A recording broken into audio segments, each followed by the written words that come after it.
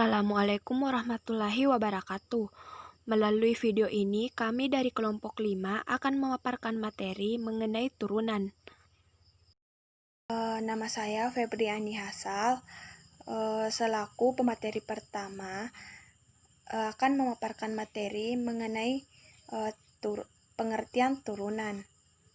Turunan adalah salah satu cabang ilmu matematika yang digunakan untuk menyatakan hubungan kompleks antara satu variabel tak bebas dengan satu atau beberapa variabel bebas lainnya. Turunan juga merupakan suatu pengukuran terhadap bagaimana fungsi berubah seiring perubahan nilai input. Atau secara umum, turunan menunjukkan bagaimana suatu besaran berubah akibat perubahan besaran lainnya. Derivatif atau turunan dy per dx tidak dianggap sebagai suatu hasil bagi atau pecahan dengan dy sebagai pembilan dan dx sebagai penyebut, melainkan sebagai lambang yang menyertakan limit dari delta y per delta x, sewaktu delta x mendekati nilai 0 sebagai limit. Akan tetapi, untuk dapat memahami masalah-masalah tertentu, kadang-kadang bermanfaat juga untuk menafsirkan dx dan dy secara terpisah. Dalam hubungan ini, dx menyatakan turunan x dan dy turunan y. Jika fx merupakan derivatif dari fungsi fx untuk nilai x tertentu dan delta x merupakan kenaikan dalam x, maka turunan dari fx terdefinisikan oleh persamaan dfx sama dengan f aksen x sama dengan dy per dx delta x. Itulah tadi pemaparan materi dari saya. Selanjutnya saya persilahkan teman kelompok saya untuk melanjutkan materi. Saya Siti Nurhalisa. Di sini saya akan memaparkan materi mengenai kaidah-kaidah turunan. Ada 9 kaidah yang dapat digunakan untuk membantu mencari nilai turunan pada berbagai bentuk fungsi.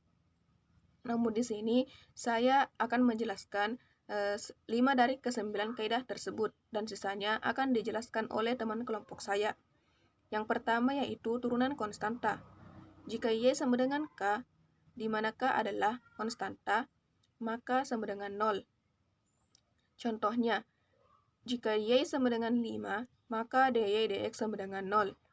Jika y sama dengan 1, maka dy dx sama dengan 0. Jika y sama dengan 0, maka dy dx sama dengan 0. Atau lebih mudahnya, jika mengganti simbol dy atau dx menjadi y aksen.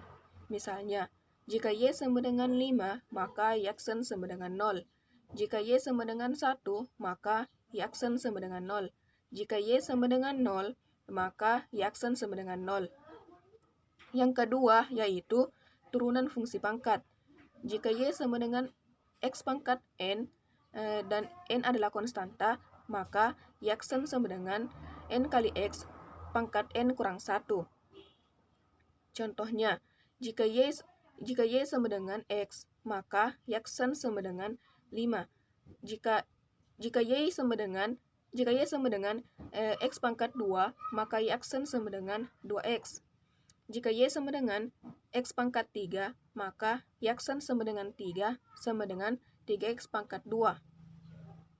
Yang ketiga, turunan perkalian konstanta dengan fungsi jika y sama dengan kv dan v sama dengan h dalam kurung x, maka y aksen sama dengan kv aksen. Contohnya, jika y sama dengan 5x, maka y aksen sama dengan 5. Jika y sama dengan 5x pangkat 2, maka y aksen sama dengan 10x. Jika y sama dengan 5x pangkat x, maka y aksen sama dengan 15x pangkat 2. Yang keempat yaitu turunan pembagian konstanta dengan fungsi jika y sama dengan k atau v dan v sama dengan h dalam kurung x, maka y aksen sama dengan kv aksen atau v pangkat 2. Contohnya, jika y sama dengan 5x, maka y aksen sama dengan 5 kali 2. Jika y sama dengan 7 kali 3, maka y aksen sama dengan 7 kali 3 kali 2 kali 6 sama dengan 21 kali 2 kali 6. Jika Y sama dengan 2 kali 5, maka Y aksen sama dengan 2 kali 5 kali 4 kali 25 sama dengan 10 kali 4 kali 25. Yang kelima yaitu turunan penjumlahan atau pengurangan fungsi. Jika Y sama dengan U plus minus V, di mana U sama dengan Y dalam kurung X, G dalam kurung X, dan V sama dengan H dalam kurung X, maka Y aksen sama dengan U aksen plus minus V aksen. Contohnya, jika Y sama dengan 2X tambah 3X pangkat 2, misalkan U sama dengan 2X, maka U aksennya sama dengan 2. Jika V sama dengan 3X pangkat 2, maka V aksennya sama dengan 6X. Maka Y sama dengan U tambah V, sehingga Y aksen sama dengan U aksen tambah V aksen. Maka Y aksen sama dengan 2 tambah 6X. Sekian sekian dari saya. Selanjutnya saya persilahkan kepada materi berikutnya. Assalamualaikum warahmatullahi wabarakatuh. Perkenalkan, nama saya Dindusma Setiawati. Baik, saya akan melanjutkan materi dari teman kelompok saya. 6. Turunan perkalian fungsi. Jika Y sama dengan UV, di mana U sama dengan G dalam kurun X, maka Y sama dengan H dalam kurung X. Maka Y aksen sama dengan UV aksen ditambah U aksen V. Contoh, Y sama dengan dalam kurun 4X pangkat 3 balas kurun dalam kurun X pangkat 3 balas kurun. Misalkan U sama dengan 4X, maka U aksen sama dengan 4X. V sama dengan X pangkat 3, maka V aksen sama dengan 3X pangkat 3. Y sama dengan UV, di mana Y aksen sama dengan UV aksen ditambah U aksen V. Y sama dengan 4X pangkat 2 dikali 3X pangkat 2 ditambah 8X dikali X pangkat 3. Y sama dengan 20X pangkat 8. 7. Turunan pembagian fungsi. Jika Y sama dengan U per V, di mana U sama dengan G dalam kurun X, maka V sama dengan H dalam kurung X. Maka V sama dengan H dalam kurung X. Maka Y sama dengan, contoh Y sama dengan, misalkan U sama dengan 4X pangkat 2, maka U aksen sama dengan 8X. V sama dengan X pangkat 3, maka V aksen sama dengan 3X pangkat 2. Y sama dengan UV, sehingga Y aksen sama dengan 4 pangkat 2. 8. Turunan fungsi komposit. Jika Y sama dengan F dalam kurun X, sedangkan U sama dengan G dalam kurun X, dengan kata lain, Y sama dengan F dalam kurun G dalam kurun X balas kurun, maka Y, contoh, Y sama dengan 4X pangkat 3 ditambah 5X tutup kurun pangkat 2. Misalkan U sama dengan 4X pangkat 2, maka 12X pangkat 2. Y sama dengan U aksen, maka 2U. Misalkan Y aksen sama dengan 2U, 12U pangkat 2. Y aksen sama dengan 2 dalam kurun 4X pangkat 2 ditambah 5 tutup kurun ditambah 2X pangkat 2. Y aksen sama dengan dalam kurun 8X pangkat 3 ditambah 10 tutup kurun 12X pangkat 2. Y sama dengan 96X pangkat 5 ditambah 120X pangkat 9. Turunan fungsi berpangkat. Jika Y sama dengan UN, di mana U sama dengan 9 dalam kurun X dan N adalah N adalah konstantan, maka U aksen sama dengan NU pangkat N kurang 1. Contoh, Y sama dengan dalam kurun 4X pangkat 3 ditambah 5 tutup kurun pangkat 4. Misalkan perhatikan U sama dengan 4X pangkat 3 ditambah 3, maka 2X pangkat 2. Y sama dengan U pangkat 2, maka 2U. Sehingga Y aksen sama dengan NU pangkat N kurang 1. Y aksen sama dengan 2 dalam kurun 4X pangkat 3 ditambah 3 dalam kurun 2 ditambah 2X pangkat 2. Y aksen sama dengan dalam kurun 8X pangkat 2 ditambah 10 tutup kurung 12X pangkat 2. Y aksen sama dengan 96X pangkat 5 ditambah 120X pangkat. Assalamualaikum warahmatullahi wabarakatuh. Saya Nasti. Di sini saya akan melanjutkan materi tentang derivatif dari derivatif. Setiap unsur dapat diturunkan lebih dari satu kali.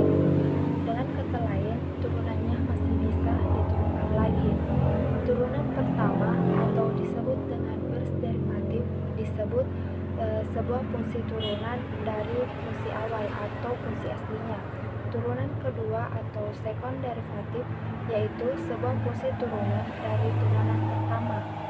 Turunan ketiga atau third derivative adalah turunan dari turunan kedua dan seterusnya. Setiap fungsi dapat diturunkan tergantung derajatnya.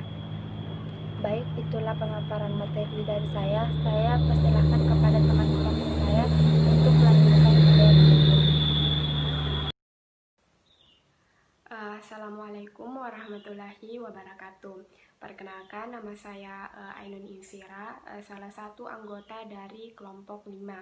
Di video ini saya akan menjelaskan materi terakhir dari makalah kami yang berjudul turunan, yaitu penerapan turunan dalam ekonomi.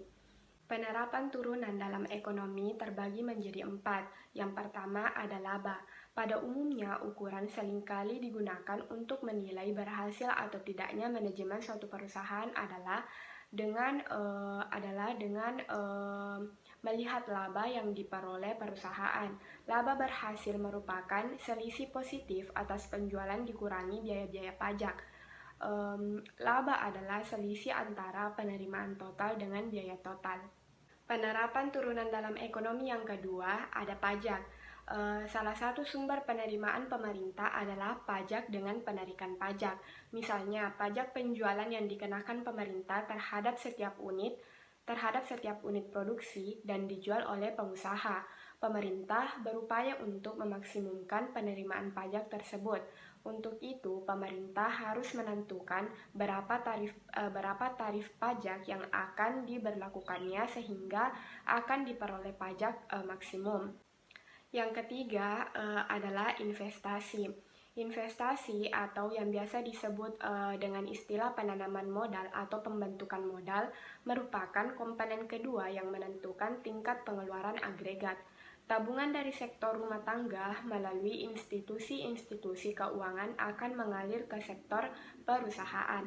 Apabila para pengusaha menggunakan uang tersebut untuk membeli barang-barang modal, pengeluaran tersebut dinamakan investasi. Investasi pada hakikatnya merupakan penempatan sejumlah dana yang ada saat ini dengan harapan untuk memperoleh keuntungan di masa mendatang. Penerapan turunan dalam ekonomi yang terakhir adalah biaya marginal. Pada bidang ekonomi, fungsi turunan dipakai untuk mencari biaya marginal, yaitu dengan cara menurunkannya dari persamaan biaya total. Para matematikawan mengenal biaya marginal sebagai DC atau DX, turunan C terhadap X. Dengan demikian dapat didefinisikan harga marginal sebagai DP atau DX, pendapatan marginal sebagai DR atau DX, dan keuntungan marginal sebagai DP atau DX. Baik, mungkin hanya itu yang bisa saya sampaikan. Lebih dan kurangnya mohon dimaafkan. Wassalamualaikum warahmatullahi wabarakatuh.